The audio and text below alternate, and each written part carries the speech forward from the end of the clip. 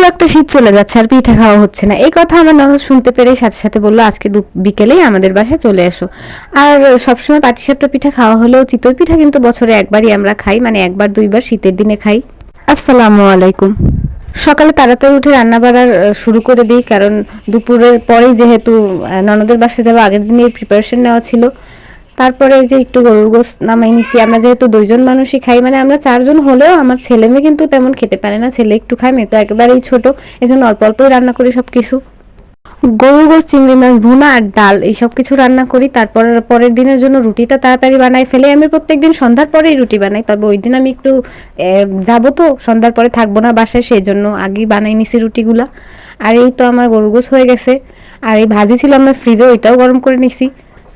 এই সবজি ভাজিটা কিন্তু আমার পরিবারের সবারই অনেক পছন্দ, সাথে যদি গরুর গোশত হয় তাহলে তো কথাই নেই।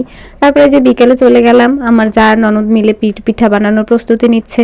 আমি যেহেতু ওনাদের থেকে ছোট, তাই আমি কাছ থেকে একটু দূরেই থাকি, আমাকে একটু দূরেই রাখা হয়। আমি একটু ভিডিও করছিলাম আর ওনারা পিঠা টিঠা বানাচ্ছিল। আর এমনিতেও পিঠার ব্যাপারে আমি তেমন কিছুই জানি না। ছোটবেলা থেকেই দেখেছি আম্মু নানু এরা পিঠা বানাতো আর আমরা চুলার পাড়ে বসে বসে খেতাম। আর পাটিসাপটা পিঠাটা কিন্তু গুড় দিয়ে বানালে খুব সুন্দর একটা কালার আসে, সেই জন্য একটু গুড় দিয়ে দিছে। যে কোনো পিঠাই কিন্তু গুড় ইউজ করলে পিঠাটা খুব মজা হয় খেতে।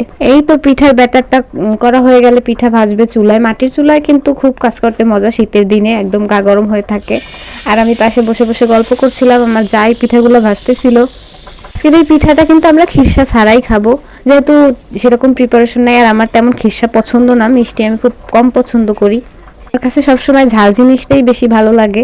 তারপর পিঠা তো একটু মিষ্টি না হলে খাওয়া যায় না, ওই জন্য আমি বলছি যে খিরসা দিয়েন না।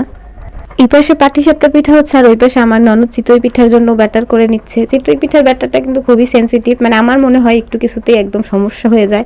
মানে যে কোনো পিঠার ব্যাটার করার সময় একটু সতর্ক থাকা উচিত, তাহলে পিঠাটা নষ্ট হয় না। যেমন আমাদের এই পিঠাটার ব্যাটারটা ওরকম ভালো হয় নাই, ওই জন্য পিঠাটার মধ্যে একটু কেমন ফেটে ফেটে যাচ্ছিল। বানাইতে না পারলে হবে কি, ভুল তো ধরতে পারি। আসলে কেউ কেউ এটা ভাবতে পারেন, আসলে পারি না বলতে কোনো কথা নাই।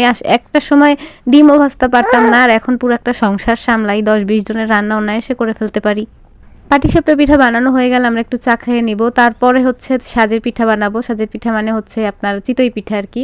এটা সাজের পিঠাও বলে অনেকে, আবার বরিশালের গ্রাম অঞ্চলে বলে কাঁচি খোঁচা পিঠা, যে কাঁচি দিয়ে খুঁচে খুঁচে উঠায় এই জন্য বলা হয় কাঁচি খোঁচা পিঠা। যাই হোক, আমরা বলি না, আমরা সাজের পিঠা বা চিতই পিঠাই বলি বেশি।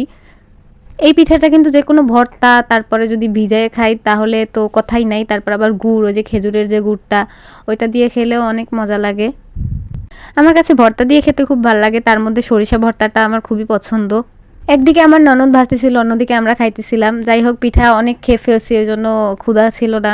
বাসায় এসে শুধুমাত্র একটা পরোটা খাইছি মাংস দিয়ে। যাই হোক, সবাই কেমন লাগলো আমার ভিডিওটা অবশ্যই কমেন্ট করে জানাবেন। আর আমার পাশে থাকবেন, ফলো দিয়ে রাখবেন অবশ্যই পেজটা। আল্লাহ হাফেজ।